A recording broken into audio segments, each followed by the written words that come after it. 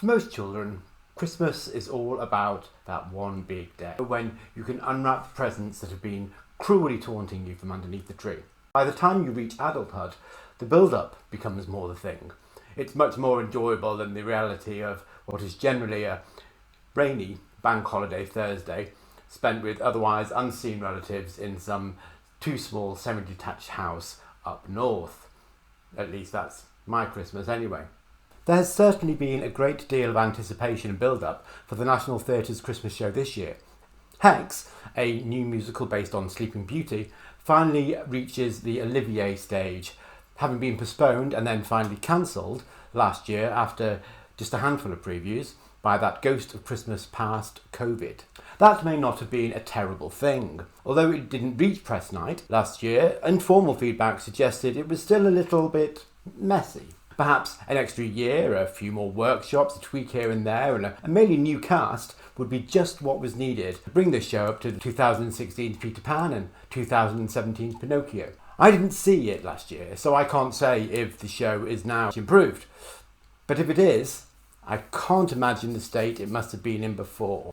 Sadly, like that Christmas when your dreams of the Xbox are cruelly shattered as you open yet another jumper knitted by Auntie, our hopes of a bright Christmas have been cruelly dashed by reality.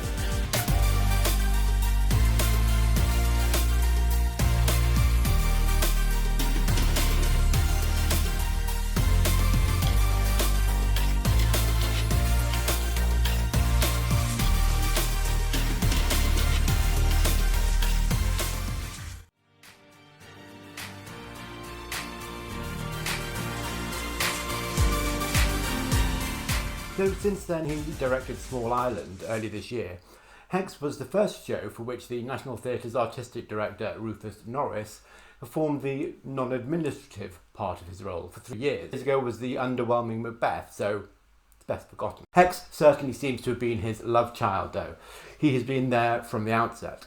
Alongside Katrina Lindsay, who designed the sumptuous set and extravagant costumes we now see, he came up with the original concept some years ago. His wife wrote the book. Created with such obvious love and perseverance, and given the extra year that it could be refined post an initial audience reaction, why is Hex still so far off the mark? Why does it not hit the spot as a Christmas children's show, or just as a new musical even? Well, for a start, there are the songs. As well as being enjoyable, clear, and ideally hummable, with most of the show here being sung, the songs need to be able to develop plot. The songs here are sometimes enjoyable, in parts. Like the first scraps of an idea a musician may just jot down in a pub, not really started, never finished.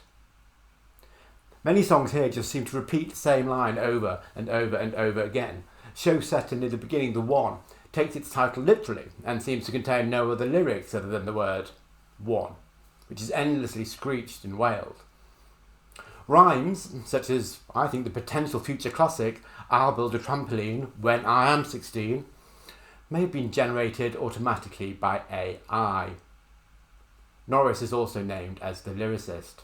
To put it another way, he wrote the words to each song with choruses too long and refrains that sound long. Now, off for ping pong.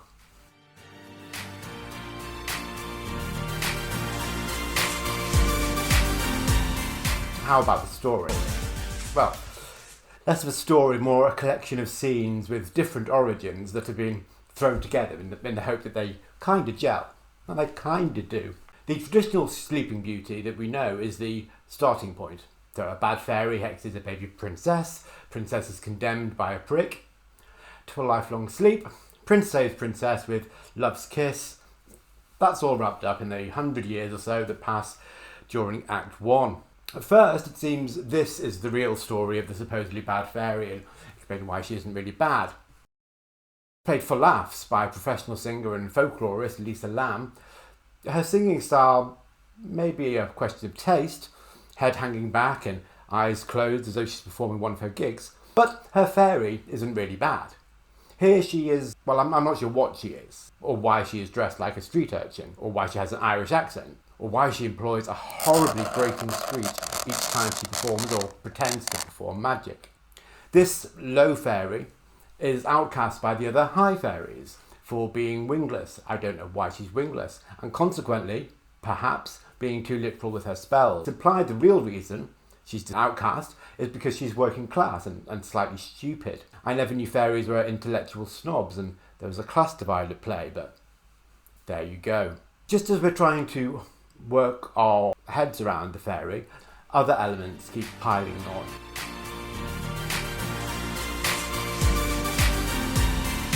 The story also takes inspiration from the French tale La Belle au Bois Dormant. From that tale, Fairy befriends a pregnant ogress, Queenie, campily overplayed here by Victoria Hamilton Barrett.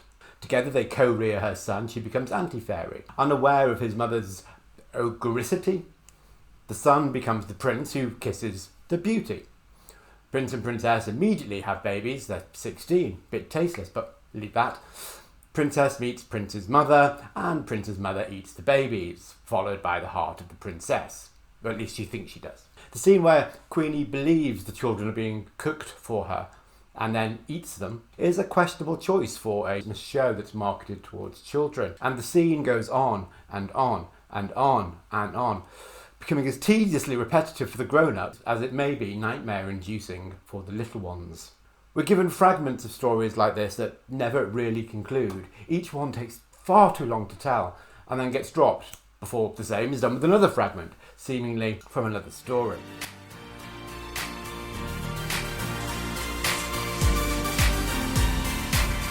Alongside this confusing plot, whole chunks of time are given to scenes that resemble pantomime fillers. Like when the Strictly stars do a 5-minute tango at Worthing Pavilion's Jack and the Beanstalk. It's not to advance plot, but to give the crew time to change the set or for Biggins to change his frock. Here, we have 10 minutes for Thorns, thwarting the other princes from Waking Beauty in the first act. The song, Good Morning, led in a Mockley-style comic turn by Mark Oxtoby, is fun and it is catchy, but it goes on. As it labours through Good Afternoon, then becomes Good Evening, there's an overwhelming sense of relief when it finally reaches Good Night. In the second act, the thwarted princes come back to life when the princess wakes. The identically dressed group get wheeled out many times for the same scene, which usually has a song centering around how pathetic they are, demonstrated by their imperfect bodies, their effeminate mannerisms, their camp, and a general lack of masculinity. It should be said that these are the same cast who perform the Thorns, the princes, and servants, and palace staff, and animals. They're rarely off stage, usually having to perform song and dance numbers. They're deserving as much praise. However, when it comes to the princes, surely the National can look to better influences than Joe Pasquale.